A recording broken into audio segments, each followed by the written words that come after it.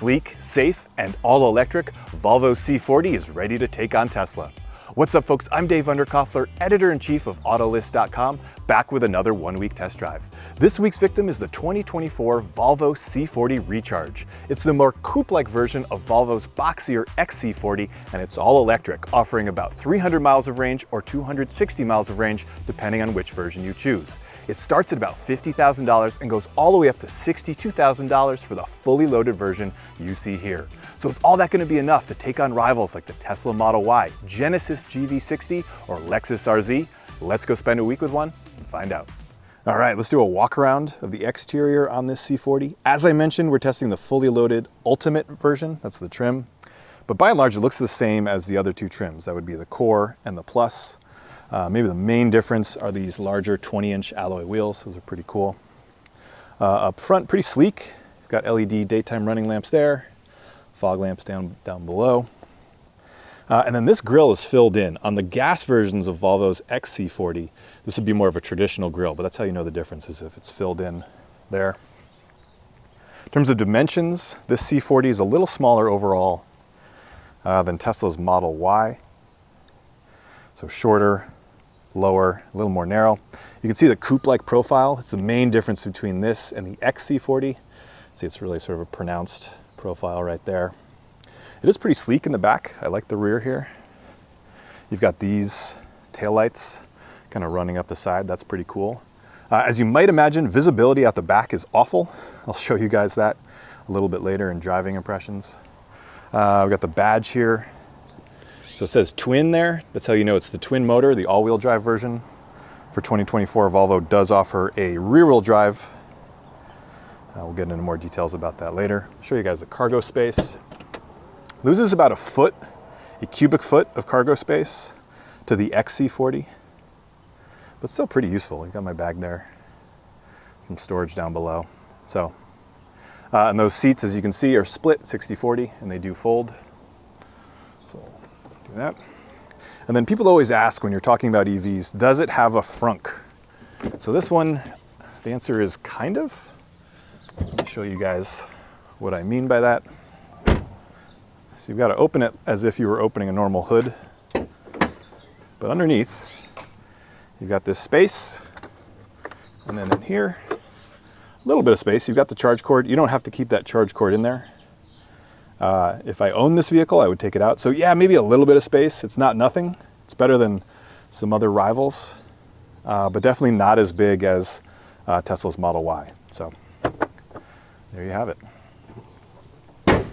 All right, let's talk powertrains. The model we're testing, as I mentioned, is a twin motor all-wheel drive version. It has a total of 402 horsepower, so it really scoots. Car and Driver says it will do 0 to 60 in 4.4 seconds, so that's pretty quick.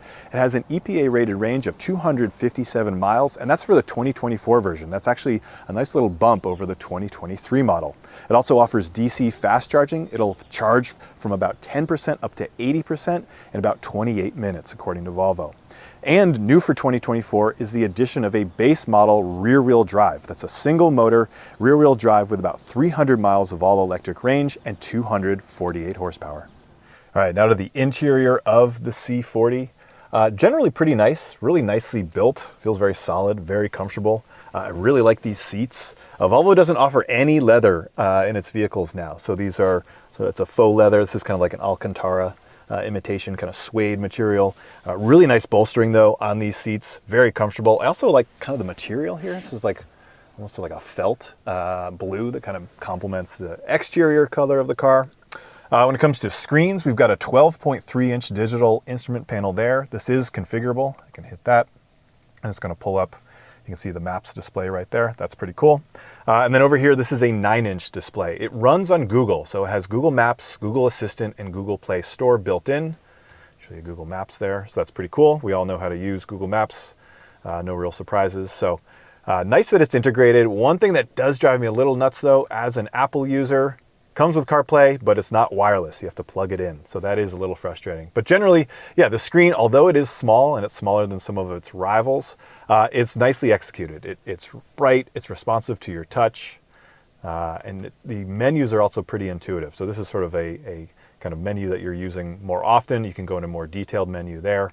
That's nice. You've got climate control right here, down below. And then because we're testing an ultimate version, we also have heated seats and a heated steering wheel. So that's pretty cool.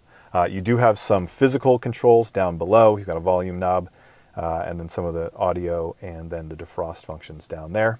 But overall, yeah, nicely executed. There is no start button, you'll see here.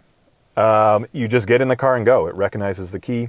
You push this for park, you push this down to put it into drive, obviously push it away from you to put it in reverse. While we're talking about reverse, one of the big gripes I have is look how small that rear view camera is. It does have a 360-degree view, but this camera itself is sort of frustratingly small, but not a deal breaker, just something to note. All C40s do have a panoramic glass roof. That is pretty cool. And then there's a nice amount of storage built in. Good cubbies. You've got smartphone charging, wireless down here. You've got a smartphone holder right there, kind of pops up. Some cup holders. I've got more storage space in here. This is sort of like a little additional space. So that's also nice. But overall, yeah, comfortable, quiet, nice place to spend some time. Let's check out the rear seats. All right, now to rear seat space. And if you've seen our videos before, you know the drill. I put the front seat to where I would have it if I were sitting up there. I'm 6'1", so basically I'm sitting behind myself. And I know on camera it may look like it's kind of cramped back here, but I gotta say, I'm actually really impressed with how much room I have. The legroom in this C40 is the same as the XC40, and it's more than enough to have two adults sitting one in front of the other. Headroom, you lose about 1.5 inches of headroom on the C40 versus the XC40, but even with that loss, this is still perfectly fine. My head, if I sit up real tall, my head does hit, but I could spend some time back here and be perfectly comfortable on a longer road trip or what have you. So yeah, I'm actually pretty impressed given that this is a smaller vehicle and given that it has that coupe-like profile.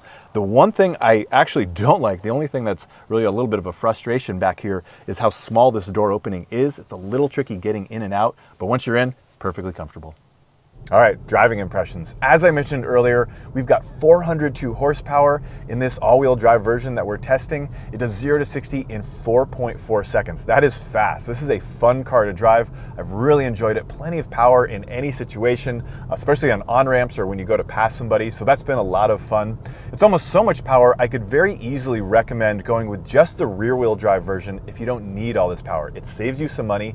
It also gets you a lot more range, about 300 miles of range. On the rear-wheel drive version, whereas this one has about 257 miles, and that's for 2024. So that's probably where I would go if I'm spending my money on a C40 is the rear-wheel drive version. Most people don't need all-wheel drive, or a lot of people, so something to consider. But yeah, a lot of fun to drive in this model. Another thing I like about this C40 is the one-pedal driving system. It really does allow you to use just one pedal, that's the throttle, and not even touch the brake. You come off the gas like this, and it slows the car down using regenerative braking. Some EVs that do have this setup, it's too weak. You actually do then need to touch the brake pedal. Not so on here. I've been driving this car for about a week and almost never use the brakes unless you really do need to slow down. So that's really nice. It's also a very efficient way to capture some of the energy and put that back into the battery. Otherwise, the rest of the driving experience in the C40 is really pretty great. This is a quiet car, it's a comfortable car. You can also adjust the strength of the steering to have just the default, which is a little too light for my taste, but you can dial it up so it's a little firmer. That's really nice to have that customization. Quiet, comfortable car, really nicely bolted together. The interior feels pretty great. The only other nitpick I have is, as I mentioned earlier, the rear visibility is pretty bad. I'm not sure if you can see over my shoulder. There's just a very narrow window to look out. That gets pretty frustrating. And then you go to back up the car, and not only do you have that small window, but you have the small camera view on the screen that I showed you guys earlier. So that adds up to a little bit of a frustration, but definitely not a deal breaker. At this C40, it's a blast to drive, quiet, comfortable, and really efficient. I like that. All right, folks, there you have it, our 1-week test drive of the 2024 Volvo C40 Recharge. Overall, we've really enjoyed this EV. We think it's a great sporty alternative to Volvo's more boxy XC40 Recharge. That said, we wouldn't pay the $62,000 asking price of this fully loaded Ultimate version because you just don't get enough to justify that price tag. Instead, we would recommend the base model, especially with the rear-wheel drive. It starts at about $50,000. So for reviews or listings of this C40 or anything else you're shopping for, new or used, be sure to check out Autolist.com. And before you go, like and subscribe to this channel so you can get alerts on all of our future updates. We'll see you out there.